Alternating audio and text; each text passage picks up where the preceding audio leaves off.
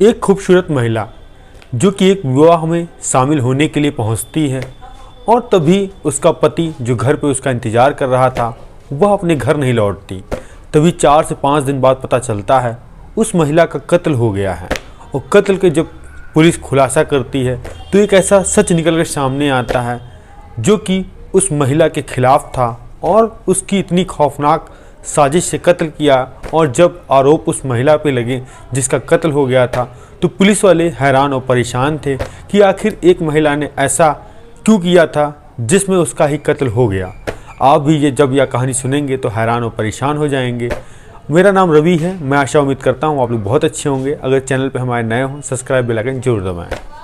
आज की सच्ची घटना ये है, उत्तर प्रदेश का एक ज़िला है मुजफ्फरपुर और वहीं पर एक थाना है जिसका नाम है बुढ़ाना और उसी के अंतर्गत एक गांव है जिसका नाम है मदवाड़ा गांव। यहीं पर एक पति पत्नी रहा करते थे जिनका नाम फरमूद पति का और पत्नी रेशमा, और इनकी शादी 5 से 6 साल पहले हुई थी और दोनों में बहुत ही अधिक प्यार था। जो पति अपना कामकाज करता था और जो पत्नी रेशमा वह घर पर रह के अपना कामकाज किया करती थी। तभी एक तारीख आती है 1 मार्च 2024 जो कि रेशमा कहती है कि उसके पड़ोस के जो गांव में एक शादी है और जो कि उसके घर पर कार्ड आया है और पति से कहती है कि हम लोग साथ में रात में चलेंगे। तो पति कहता है कि तुम उस बारात में चली जाना और जो व्यवहार हो वह दे आना, क्योंकि मुझे काम से थोड़ा आने में देर हो जाएगा और मैं थक कर फिर शादी में कहाँ जाऊँगा। तो रेशमा कहती है ठीक है, मैं ही अकेले चली जाऊंगी और ज़्यादा दूर है भी नहीं और फिर मैं आ जाऊंगी। तभी रात का समय 11 बज रहा था। जो फरमूद घर आता है, घर आके देखता है जो कि उसकी पत्नी अभी नहीं आई थी, तो वह घर में बना खाना खाता है और सो जाता है। सोने के बाद अब सुबह उठता है, देखता है कि उसकी पत्नी जो कि रात में आ गई थी और वह आवाज़ लगाता है। तो वह पत्नी कहती है कि मेरा तबीयत थोड़ा ख़राब लग रहा है क्योंकि मैं रात को देर में आई हूँ और इसी तरह सर दर्द कर रहा है और आप चाय बना लीजिए और ऑफिस चले जाइए और मैं दवा लेकर आ जाऊँगी, फिर शाम को हम लोग मुलाकात या बातचीत करते हैं। अब 2 तारीख मार्च आ चुकी थी। जो पति सुबह घर से काम करने के लिए निकला था वह शाम के 6 बजे घर आता है। घर आने के बाद देखता है कि पत्नी घर पर नहीं है और तभी वह बैठता है, टीवी खोलता है, पानी निकाल के फ्रिज से पीता है। उसको कहीं ना कहीं ये लग रहा था कि जो पत्नी है क्या पता अड़ोस पड़ोस में किसी के वहाँ कोई काम से गई हो या थोड़ी देर बाद आ जाएगी। और तभी 1 से 2 घंटा बीत जाते हैं, उसकी पत्नी घर पर नहीं आती है। वह जो आसपास के घर थे वहाँ जाता है, अपनी पत्नी के बारे में पूछताछ करता है, मगर उसकी पत्नी का कहीं कोई ठिकाना नहीं मिलता है। इसके बाद वह फिर अपनी पत्नी का फ़ोन नंबर मिलाता है, उसकी पत्नी का फ़ोन नंबर भी स्विच ऑफ आ रहा था। इसके बाद जो उसके रिलेटिव माता पिता थे, भाई बहन थे रेशमा के, उनको फ़ोन करता है, पूछता है क्या तुम्हारी दीदी तुम्हारे घर आई हैं। तो वहाँ भी उसको निराशा प्राप्त होती है और कोई यह बताने में असमर्थ था कि दीदी वहाँ पर आए हैं। अब जो फरमूद था हर जगह तलाश करता है और हर जगह खोजबीन करता है। अब तारीख आ चुकी थी 3 मार्च 2024 सुबह के करीब 8 बजे। तभी वह गांव वाले से अपनी पत्नी के बारे में पूछ रहा था। तो गांव वाले कहते हैं कि अब तुमको देर नहीं करना चाहिए, जो पुलिस थाना है वहां अपनी पत्नी की गुमशुदगी की रिपोर्ट दर्ज करा लो। अगर वह कहीं गई होगी या कहीं भूल गई होगी या किसी ने अपहरण किया होगा तो पुलिस वाले उसको बरामद कर लेंगे। और गाँव में तरह तरह की बातें चल रही थी, क्या पता उसकी पत्नी किसी के साथ या प्यार मोहब्बत हो वह भाग गई हो।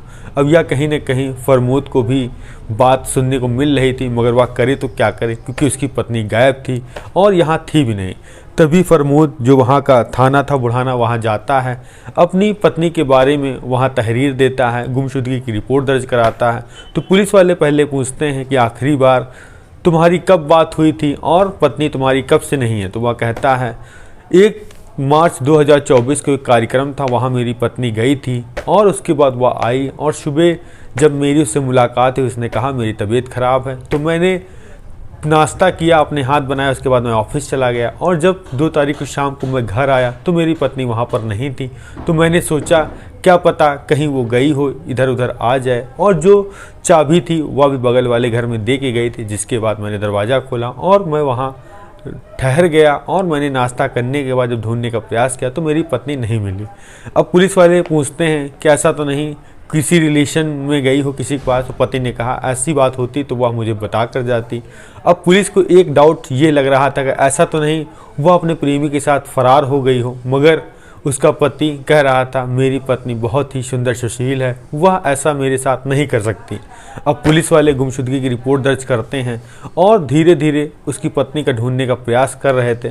तभी पता चलता है 15 मार्च 2024 को एक महिला की लाश जो कि देवबंद का जो मुजफ्फरपुर में इलाका है वहाँ पर मिलती है। जो कि एक गन्ने का खेत था, वहाँ पर जो किसान था जिसका खेत था वो गन्ना काटने के लिए गया था। तभी देखता है एक महिला की लाश वहाँ पड़ी है। और जब वह किसान उस पुलिस थाने में इंफॉर्मेशन करता है और जब देवबंद की पुलिस आती है, उस महिला की फ़ोटो खींचती है, जो सर्कुलेट करती है और पता लगाने का प्रयास करती है कि आखिर यह महिला कहाँ की है और इसका कत्ल किसने किया और यह रहने वाली कहाँ है। तभी पता चलता है थाने में, जो कि बुढ़ाना थाने, कि यहाँ में एक महिला जिसकी गुमशुदगी की रिपोर्ट 3 मार्च को लिखाई गई है और जिसका नाम रेशमा है और जिसके पति ने केस दर्ज किया है। और उसकी फ़ोटो जब मिलाई जाती है तो पता चलता है यह मरने वाली महिला और कोई नहीं रेशमा है। अब उसके पति को बुलाया जाता है, रेशमा के उस डेड बॉडी को वेरीफाई किया जाता है और पति भी जैसे ही लाश को देखता है वैसे दहाड़ मारकर रोने लगता है। और उसके बाद पुलिस से यही कहता है कि आखिर मेरी पत्नी का कत्ल किसने किया। अभी तक लोग तरह तरह की बातें कर रहे थे कि वह किसी के साथ भाग गई है, अब तो उसका किसी ने कत्ल कर दिया। जैसे ही पुलिस वाले उसके मुंह से सुनते हैं कि आखिर उसके पति का कत्ल किसने किया पत्नी का, तो पुलिस वाले हैरान और परेशान थे।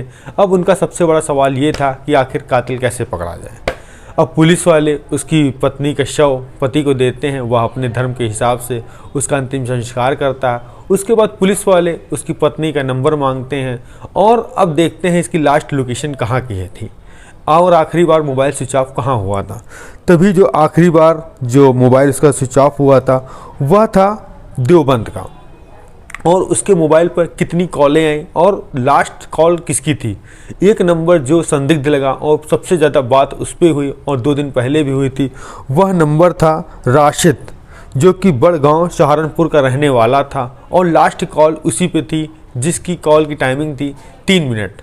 अब पुलिस वाले राशिद को उठाते हैं बड़गांव सहारनपुर से और उससे पूछते हैं कि मरने वाली जो महिला है रेशमा, उससे तुम्हारा क्या संबंध है।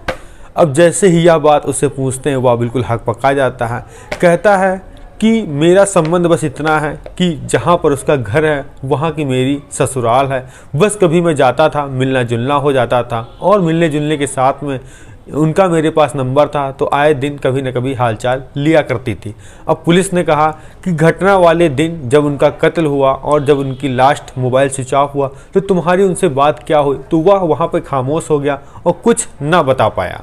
अब पुलिस वाले उसे सख्ती से पूछताछ करते हैं तो एक राशिद ऐसा खुलासा करता है जो वाकई में हैरान और परेशान करने वाला था, जिसको सुनने के बाद पुलिस वाले भी थोड़ा सहम जाते हैं।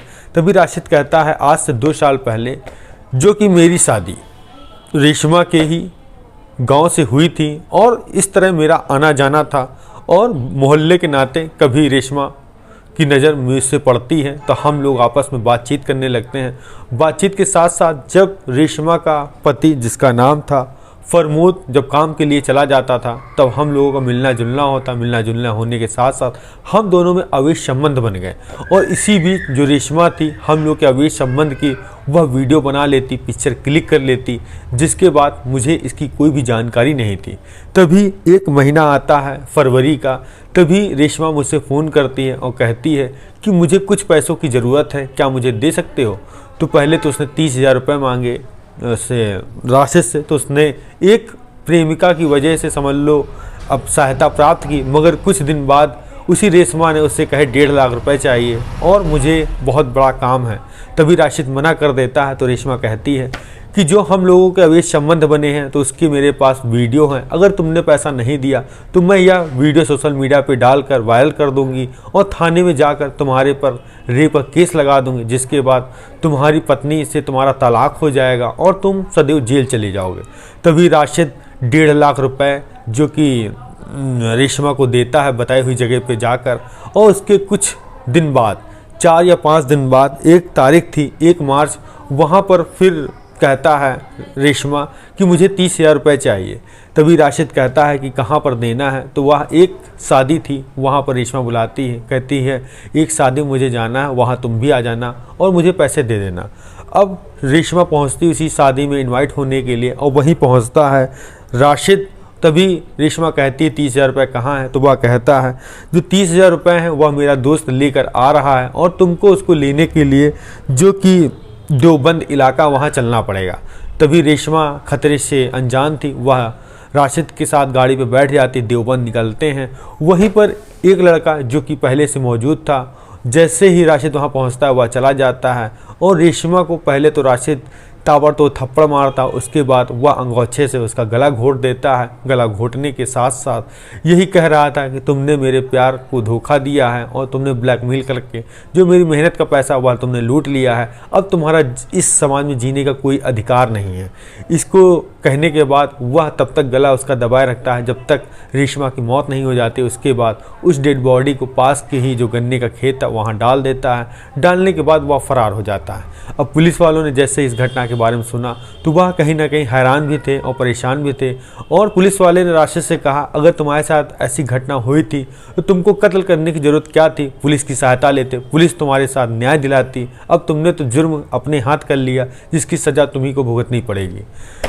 और तभी राशिद के खिलाफ पुलिस वालों ने कत्ल का मुकदमा दर्ज करके उसको जेल भेजा। यह कहानी सुनाने का उद्देश्य हमारा किसी को परेशान करना नहीं है, बल्कि आप लोग जागरूक करना है।